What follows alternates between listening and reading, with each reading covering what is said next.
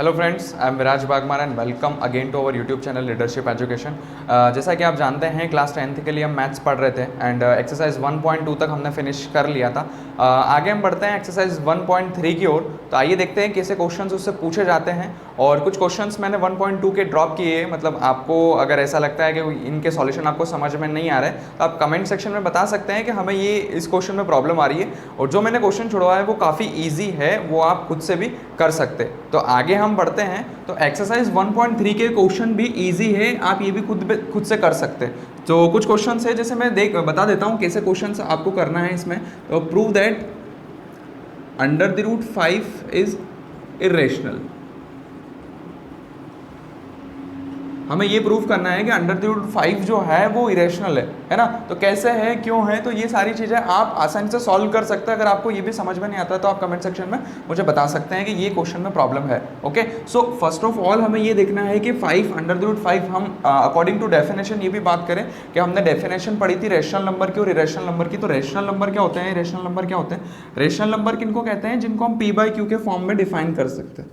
The numbers defined as in form of p by q, they are called rational number. And अगर इनको हम is not equal to 0 या फिर ये बोल सकते हैं कि जिनको हम p by q के फॉर्म में डिफाइन नहीं कर सकते हैं, वे सारे नंबर हमारा इरेशनल नंबर कहलाते हैं। सो हमें इसको ऐसे ही प्रूव करना है कि अंडर द रूट 5 जो है उसको हम p by q के फॉर्म में डिफाइन नहीं कर सकते, इसलिए वो इरेशनल नंबर है। आप रीजन दे सकते हैं या छोटा सा उसका सॉल्यूशन कर सकते हैं। तो ये भी सारी चीज़ें जो है वो ईजी है। एक्सरसाइज 1.4 पे हम आ गए हैं और यहाँ पर कुछ क्वेश्चंस दिए हुए हैं। तो किस टाइप के क्वेश्चन यहाँ पर हम सॉल्व करने वाले देख लेते हैं। The following rational numbers will have a terminating decimal expansion और non terminating repeating decimal expansion. हमें इन दोनों में मतलब क्वेश्चन दिया हुआ है, क्वेश्चन में हमें ये बताना क्या ये टर्मिनेटिंग डेसिमल एक्सपेंशन है या नॉन टर्मिनेटिंग डेसिमल एक्सपेंशन है। अब टर्मिनल और नॉन टर्मिनल डेसिमल एक्सपेंशन क्या होता है थोड़ा सा जान लेते हैं। वैसे इसको हिंदी में कहा जाता है कि क्या ये शांत दशमलव निरूपण है या फिर अशांत। इसको नॉन टर्मिनेटिंग को हम बोलते हैं अशांत। ठीक है, तो ये कुछ दो मीनिंग है, इस दो मीनिंग के अकॉर्डिंग हमें क्वेश्चन को सॉल्व करना है। तो फर्स्ट क्वेश्चन दिया हुआ है 13/3125। तो इसको हम कैसे सॉल्व करें? तो फर्स्ट ऑफ ऑल हमें इसका डेसिमल एक्सपेंशन देखना। डेसिमल में नंबर क्या दिया हुआ है हमें? 3, 1, 2 एंड 5। तो 3, 1, 2 एंड 5 का हमने निकाल लेना है एलसीएम। क्या निकाल लेना है? हम इसका एलसीएम निकालेंगे। और first of all we know that ये जो नंबर है वो सबसे पहले किससे डिवाइड होगा? तो ये नंबर है वो ना तो 2 से और ना ही 3 से डिवाइड होगा। 3 का रूल भी हमें पता है कि सभी नंबर्स को सम अगर 3 से डिवाइड होता है तो वो पूरा पूरा नंबर 3 से डिवाइड होगा। जैसे सभी का सम हम कर लेते 3, 4, 4 to 6, 6 plus 5, 11 और 11 is not divided by 3, so these numbers are not divided by 3. So हम फर्स्ट में इसमें डिवाइड करेंगे 5 से। 2 से डिवाइड भी नहीं होगा, 3 से डिवाइड भी नहीं होगा, हम इसको डिवाइड करते हैं 5 से। 5 से डिवाइड करते हैं तो क्या होगा इसका आंसर? तो फर्स्ट में हम देखेंगे यहाँ पर 30 लिया हमने। 5 6 का कितना होता है? 30। हमने यहाँ पर ले लिया 6। ठीक है, 31 माइनस 30 करेंगे, यहाँ पर 1 आपका बच जाएगा। तो 1 और 2 कितना हो गया? 12। 5 2 10, 12 माइनस 10 करेंगे तो 2 बचेगा और यहाँ पर आ जाएगा 25। तो 5 5 जा 25, मतलब 625 टाइम में 5 जो है वो डिविजिबल है। अगेन हम यहाँ पर 5 लेंगे बिकॉज 5 यूनिट डिजिट 5 है और ना तो ये 2 से डिवाइड हो रहा ना ये 3 से, तो अब ये 5 से डिवाइड होगा। 5 से हम डिवाइड करते हैं, 5 1 जा 5 हो जाएगा। ठीक है, तो 6 माइनस 5 करेंगे 1 आ जाएगा, यहाँ पर आ जाएगा कितना? 12 हो जाएगा। 5 2 जा 10 हो जाएगा और यहाँ पर 25, 5 5 जा 25। 125 टाइम में 5 से ये डिवाइड है 625। अब अगेन हम 5 से डिवाइड करेंगे तो 5 2 जा 10 और 5 5 जा 25, 5 5 जा 25 और 5 1 जा 5। आई एक्सपेक्ट दैट एलसीएम आपको अच्छे से समझ में आया होगा। मुझे बार बार रिपीट करने की ज़रूरत तो नहीं है कि मैं आपको एलसीएम अगेन बताऊं। ये सारी चीज़ें आपको मैं प्रीवियस क्लासेस में पढ़ा चुका हूं कि एलसीएम हम कैसे निकालते हैं। तो ये एलसीएम निकालने का आप इसका और भी शॉर्टकट मेथड से भी आप निकाल सकते हैं, कोई प्रॉब्लम नहीं है।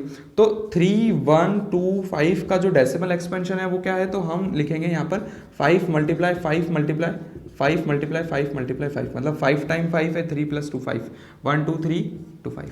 ठीक है, तो यहाँ पर इसका डेसिमल एक्सपेंशन हो गया 5 5 5 5। अब अकॉर्डिंग टू क्वेश्चन यहाँ पर ये बोला गया है कि the following rational numbers will have a terminating decimal और नॉन टर्मिनेटिंग डेसिमल एक्सपेंशन।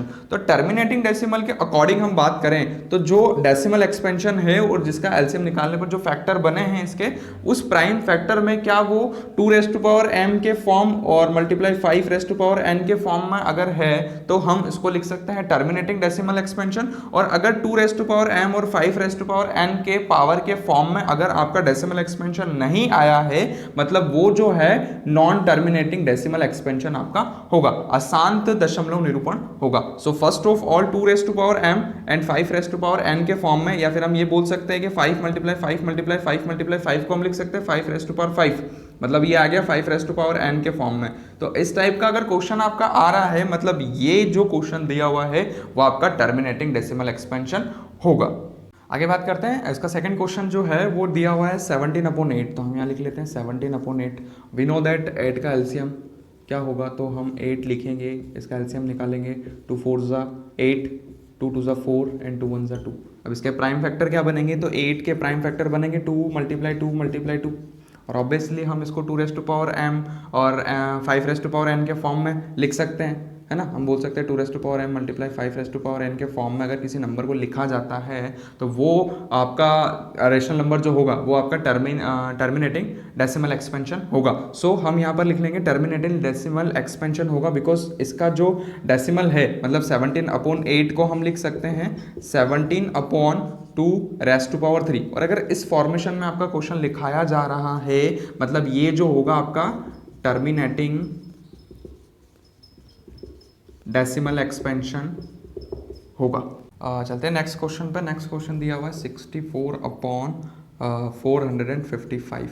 तो 64/455 अगेन वही हम प्रोसेस करेंगे यहाँ पर। सो डेसिमल एक्सपेंशन देखेंगे तो डेसिमल एक्सपेंशन दिया हुआ है 455 एंड डिवाइड बाय, अगेन हम इसका एलसीएम निकालेंगे तो इसमें डिवाइड करेंगे हम, ना तो ये 3 से डिवाइड हो रहा है ना ये 2 से डिवाइड हो रहा है, मतलब इसको हम डिवाइड करेंगे 5 से, ठीक है। तो 5 से डिवाइड करेंगे तो 5 9 ज़ा 45 एंड 5 1 ज़ा 5, ठीक है। फिर अगेन हम इसमें डिवाइड करेंगे 7 से, बिकॉज 5 से ये डिवाइड नहीं होगा, बिकॉज इसका यूनिट डिजिट जो है वो 1 है और 1 जो आया, मतलब 5 का रूल ये कहता है कि लास्ट में यूनिट डिजिट आपका या तो 0 हो या 5 हो, तो हम 5 से डिवाइड करेंगे। लेकिन यहाँ पर आ रहा है 1।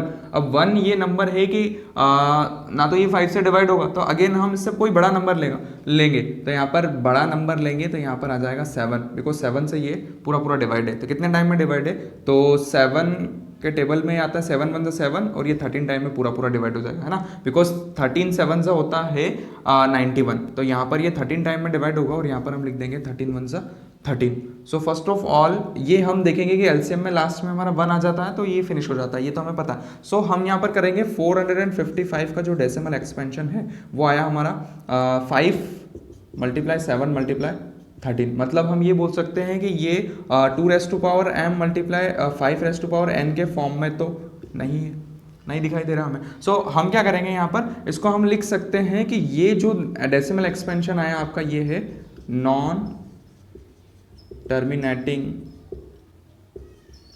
डेसिमल एक्सपेंशन, ठीक है। हम इसको इस टाइप में लिख सकते हैं। और दूसरी चीज़ ये कि आपको जो लिखने का प्रोसेस है या तरीका है उसको हम इस टाइप में भी लिख सकते हैं कि 64/455 गिवन है आपको, एंड देन आप इसमें लिख सकते हो 64/5 × 7 × 13। जो फैक्टर्स आपके निकले वो आप लिख सकते हैं, और इसको हम लिख सकते हैं कि ये जो डेसिमल एक्सपेंशन है ये नॉन टर्मिनेटिंग डेसिमल एक्सपेंशन है, ठीक है। और इसके आगे हम दूसरा क्वेश्चन देखते हैं कंटिन्यूसली।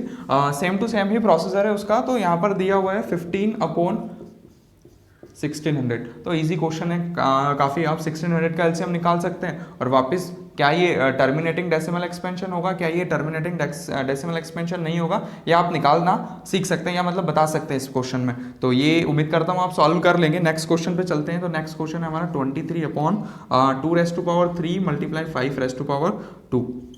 यहाँ पर दिया हुआ है 23/2³ × 5²। तो इसको हम सॉल्व करेंगे। तो पहले तो हम एलसीएम निकालते हैं। तो फर्स्ट ऑफ ऑल एलसीएम निकालने की जरूरत ही नहीं है, यहाँ पर दिया हुआ है, क्योंकि हमें तो एलसीएम निकालने के बाद हम प्राइम फैक्टर्स निकालते हैं। ऑलरेडी यहाँ पर फैक्टर्स दिए हुए हैं तो हमें एलसीएम निकालने की जरूरत है ही नहीं। अब हमें ये देखना है क्या ये 2m × 5n के फॉर्मेशन में है If yes, so this is the terminating decimal expansion. All right. उम्मीद करता हूँ ये क्वेश्चंस आपको समझ में आए होंगे।